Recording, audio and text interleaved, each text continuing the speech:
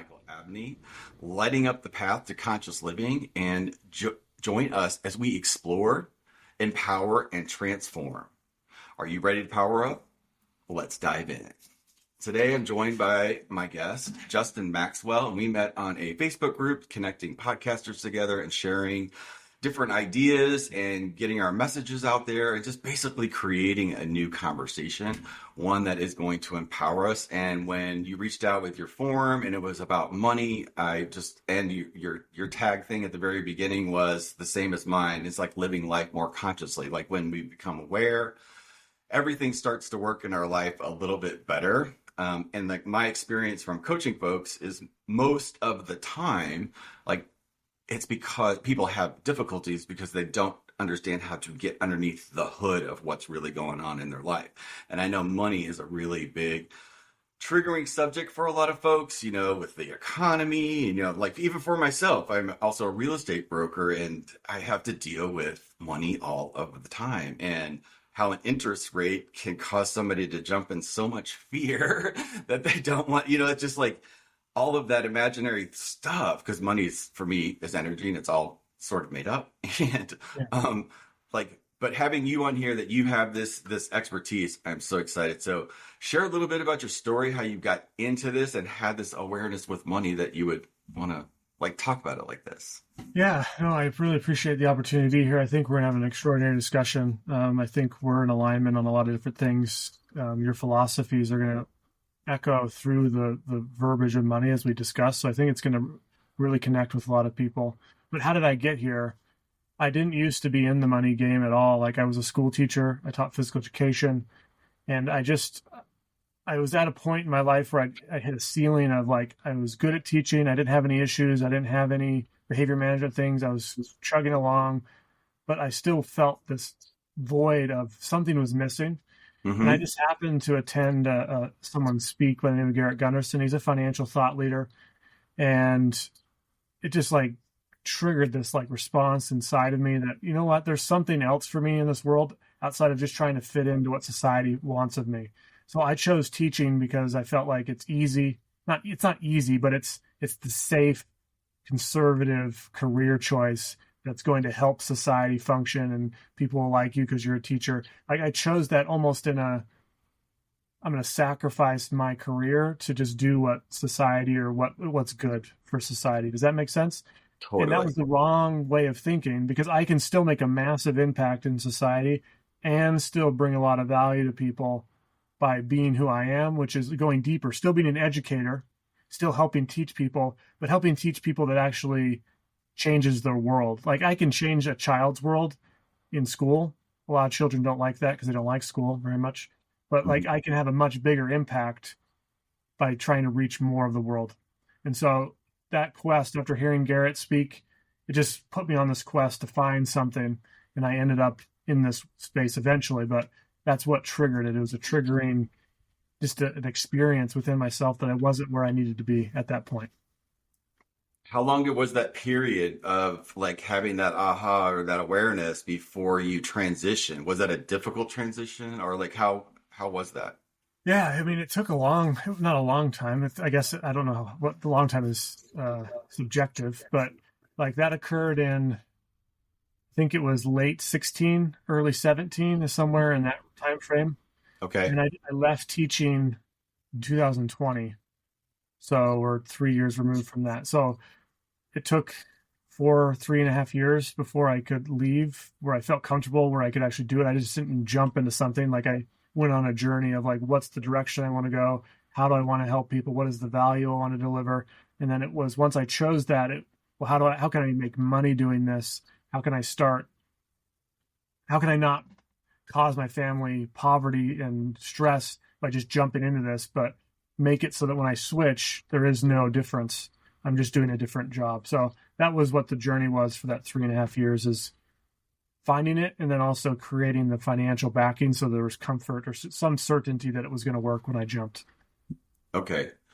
Did the pandemic have anything? Because the timing of that, did that have something to do with you jumping?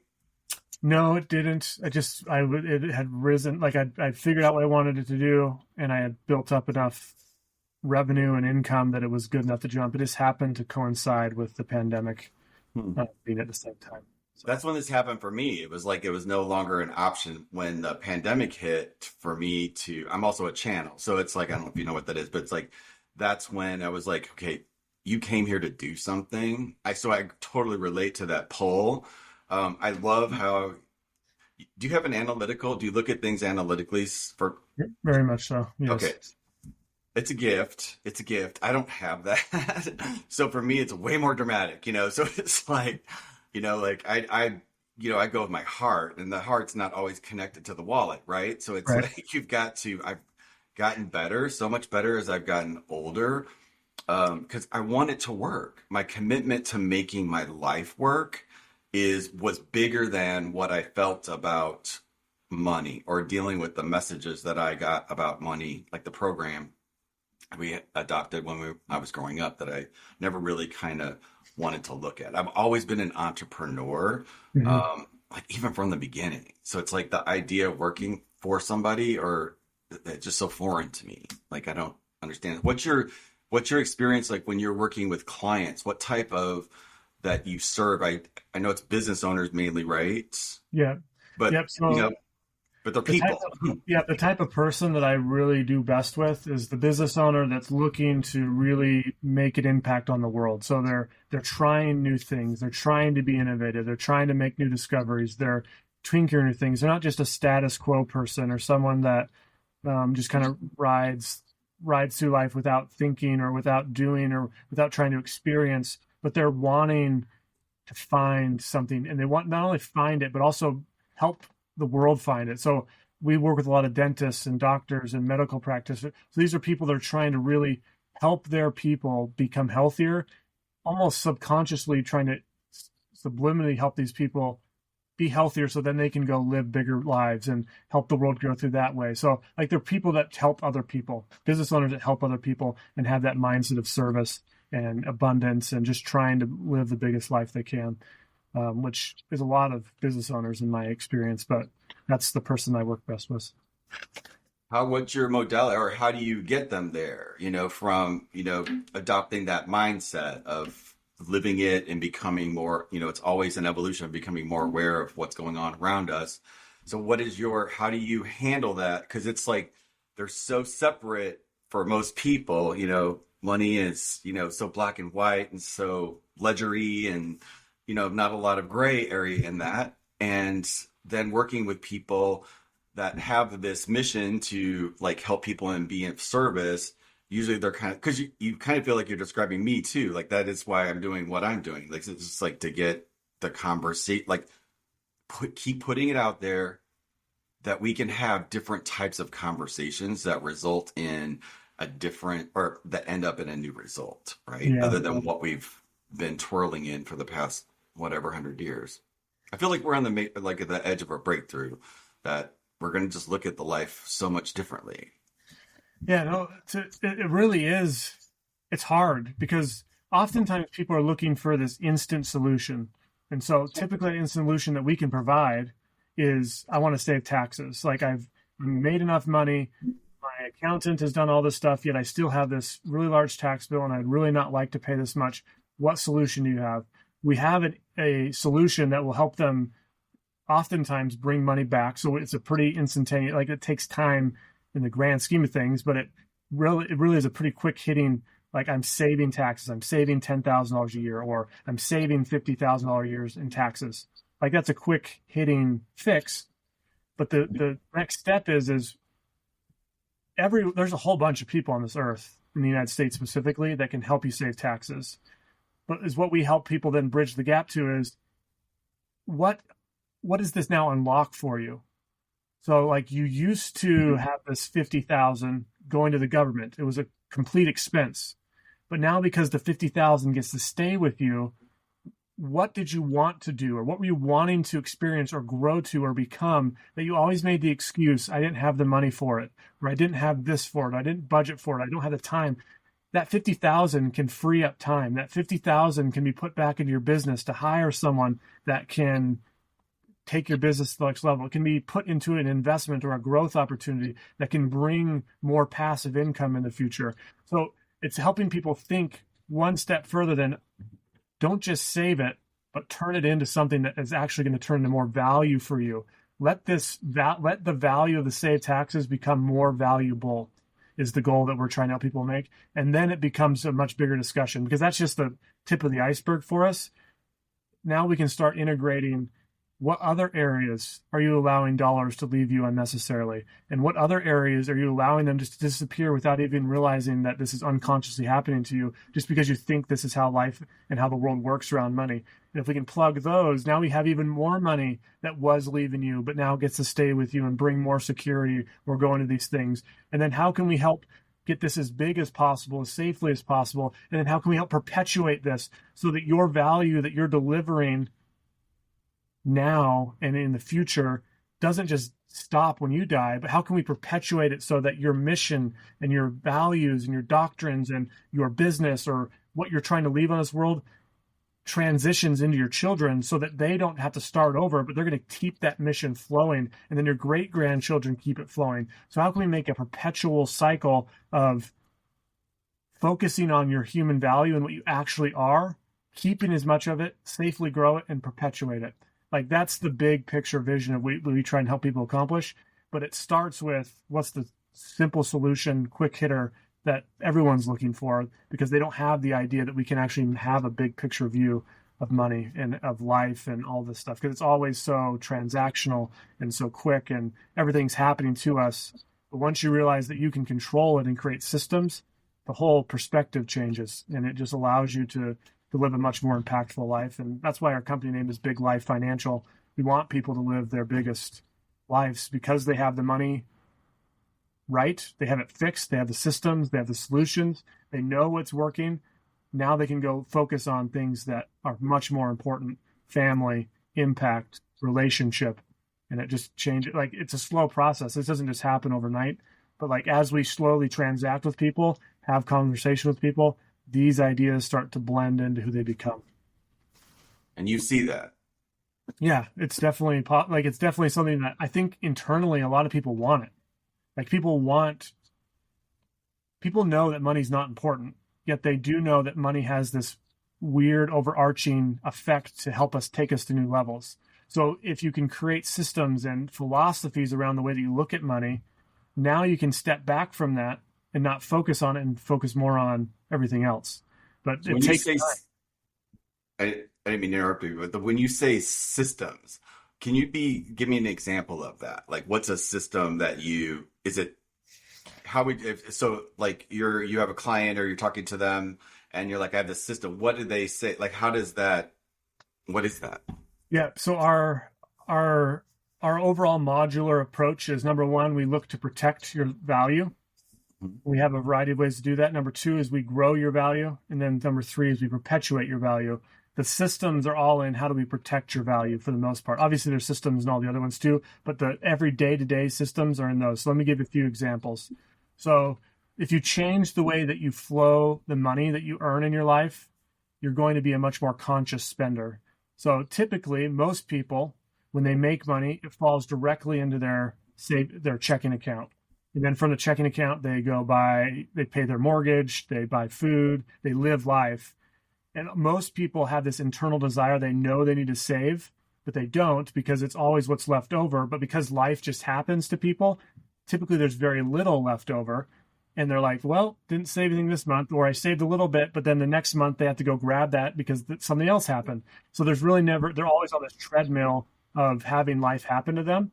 Yeah. And that's what we call unconscious spending. Like, it's just unconsciously happening. You don't really think, like, you're not really like purposely trying to like splurge and spend money like crazy, but because it's available, because it's there, you spend it. So the system that you can establish for yourself is you change the way the money flows. So instead of the money flowing directly into your checking account, you put a stopgap or a reservoir first. So the money flows from where you make money and it falls into your financial, or we call it a wealth reservoir. And then you create automations outside of the wealth reservoir into your checking and spending account. So for example, if you're making $2,000 per pay period, $2,000 will flow into the reservoir. You have an automation that sets up for, I need 1,500 to live life, to pay my mortgage, to eat bills per cycle. So the automation automatically sends 1,500 to the checking account. That can be spent guilt-free. You've already saved because the 500's in the wealth reservoir, and you can just spend it. And then the next 2,000 falls in, 500 stays in the reservoir, 1,500 drops down, and you live life. But over time, because you've started this positive flow, you've unconsciously saved. Now you can consciously spend. So I can consciously take the money that's in the wealth reservoir, because everyone has this internal desire to build wealth, to get bigger, to create a greater impact, but they say they never have the money to do it. The wealth reservoir gives you the money to do it. It might take some time, like it's not going to happen in a month, but if you look 5 years in the future, your wealth reservoir is going to be large enough to start doing things and get money working for you. But now you've consciously chosen to put it to work. It just hasn't just happened to you, and because of the system, because of the automation, because it's flowing and it just happens and it's being captured and taken away, you start to change your perspective around money, and that you can get ahead, that you can build wealth, that this is possible. And then honestly, the biggest thing that happens for our clients is once they start this process, all of a sudden it's like, how can I go make more money? Like, how can I get more money flowing through this? So do I get some more skills? Do I try and leave a bigger impact? Do I try and acquire a new practice or hire a new associate so that more money flows through? I can live on this amount just fine, but now I've saved more, and now I can go do, like, it starts to bleed and repeat itself, because it gives people this confidence that they are abundant and they can do it, and they can and are worthy of the value that's being captured for themselves. That's so, I love your awareness that this is how you're doing this. So I'm like processing it through my like energy ears, right? So underneath everything that you just said is a crap ton of people's beliefs, right? Like, so that's where I work with folks, is the underneath of that. But you have figured out a way that you're doing it so in feng shui, this is the example that popped in my head. So in feng shui, you keep your house in order in certain ways so that your mental stays in order. And like you're doing that same funnel. And then I have a system very similar to what you shared that was such a game changer for me. So I lived almost my entire life like creatively making money and like just somebody to help take care of it. I don't want to deal with any of that stuff, right? So it wasn't and I would always be late on something because I just wasn't paying attention. And it's like I had it, I just didn't manage it well. And then I had a lady share, the lady I worked with said, you need to get this down where you just do this, paying these folks 1 hour a month. And I'm like, what? I'd have to stop worrying the other 30 days about all of it, right? Like it was some sort of like sick game that I was playing, but I was so unaware of it.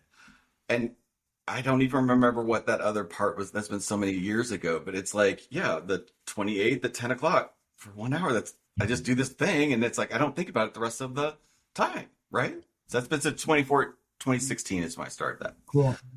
So I don't even think about that, but I also don't have a vibration of worrying about money. When you worry about it, it stops flowing to you, from the energy point of view. But you're providing that in a way that a lot of folks, when my experience of tax and money people is that they're very, it's like, it's so hard for me to relate to any of that when I go in. I honor it, but like, I can't connect to it. So it's just like, it's so awesome that there's a guy like you in the world that understands that aspect of it. How does this impact your life? Yeah. So this is one of the reasons, like for me, this is what really impacts me, is if I can help create stability within my own family, because I feel like stability and nourished dirt is what helps people grow. Obviously there's exceptions to that, but more often than not, people are going to be more successful, more contributing, more problem solvers if they have a platform of abundance to go from. And so if I can create that soil today, and then my children can start to sprout from it, and then their grandchildren can start to sprout from it. Now, all of a sudden, 3 generations from now, I have someone in my line that is solving a world problem that wasn't solvable before because we have created this abundant and problem solving mentality all the way through. And the financials are already handled that give the stability to make that more possible. And so my idea, or what I'm trying to really picture in my head, is if I can instill that into a business owner, and then their children are starting to breed that soil on their family, and then somewhere 3 generations down on their family, another problem is solved that the world can't figure out right now because everyone's so stuck in scarcity and it's not figuring it out because they're not thinking creatively, but because it's been built up over time. Now we have, if I can help more people, the more chance that there's going to be problem solutions.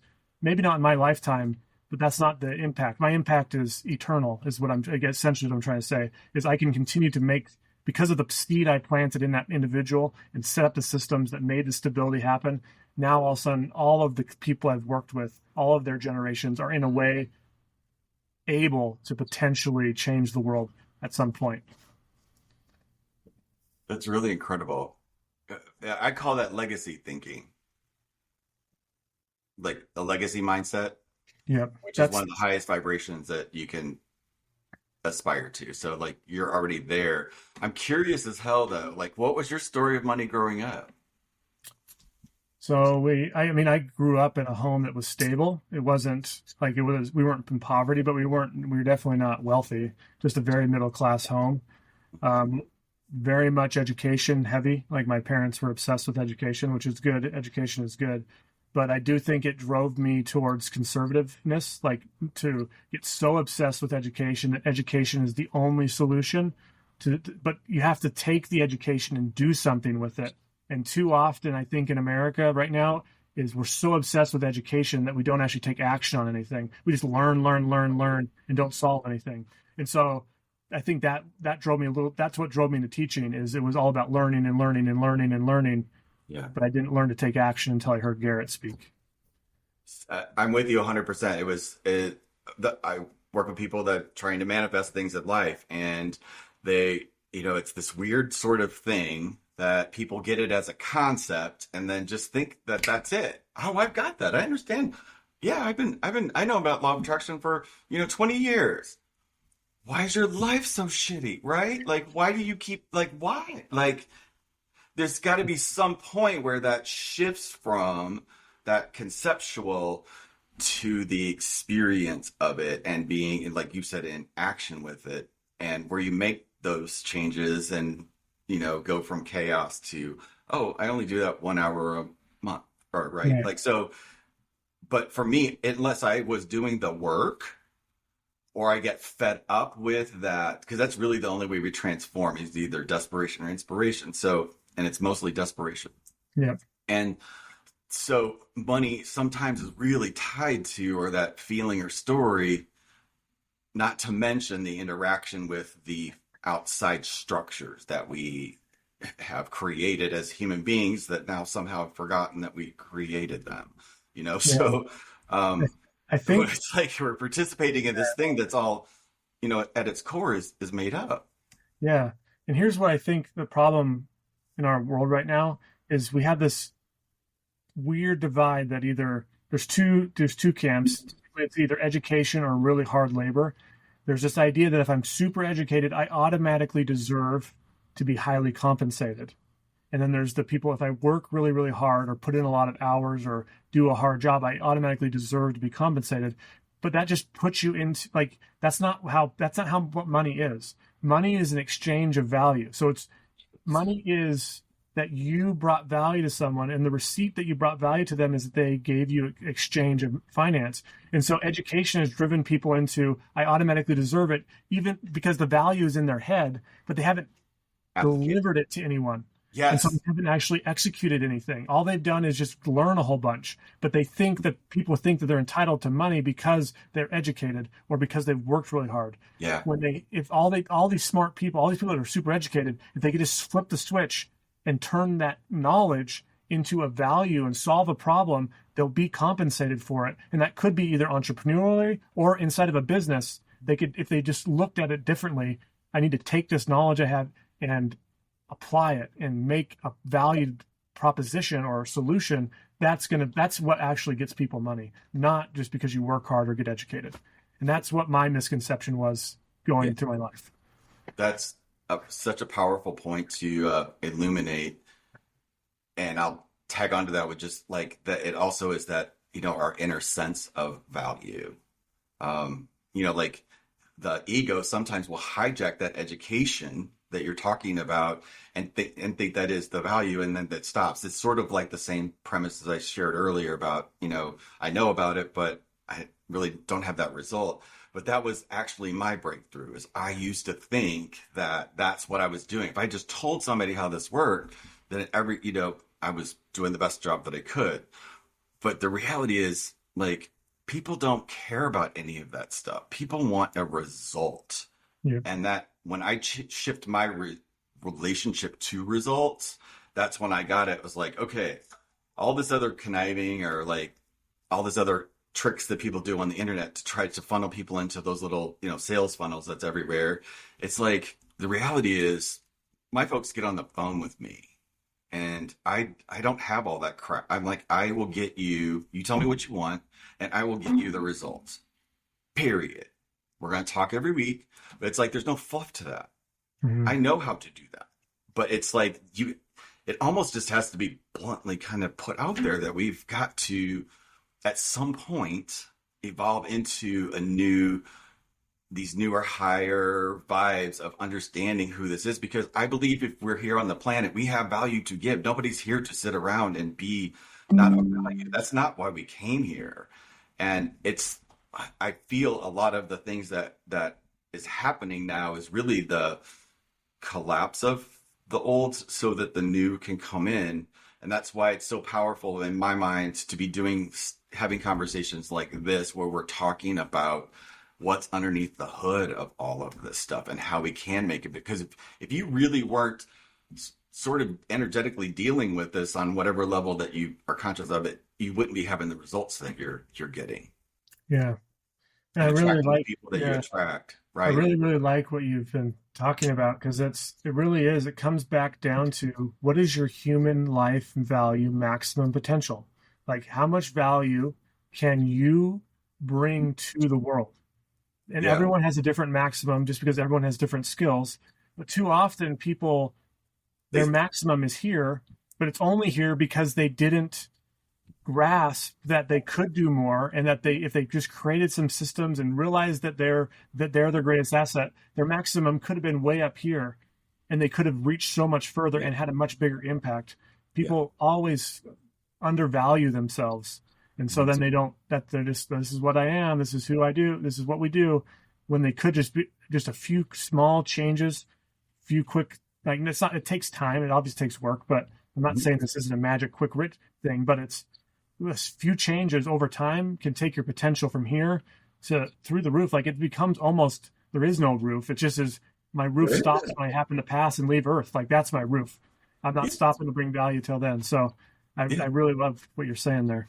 And two, if anybody's listening to this, don't think that you've got to go out and try to find it outside yourself. Like, everyone's true value is being 100% authentic. Like, be your damn self. Like, that's the key. That's where it's at. It's not outside. It took me so long to figure that out.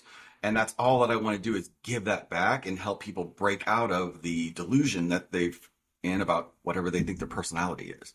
So that the world needs our authenticity. It's like, well, we all crave. And that's why I want to be talking about these types of conversations endlessly. It's like what I could do for the rest of my life. Well, it's what I am going to do for the rest of my life, is have, like, it's this bridge that it's up to us. There's nobody here else creating stuff on the planet. We're the only ones.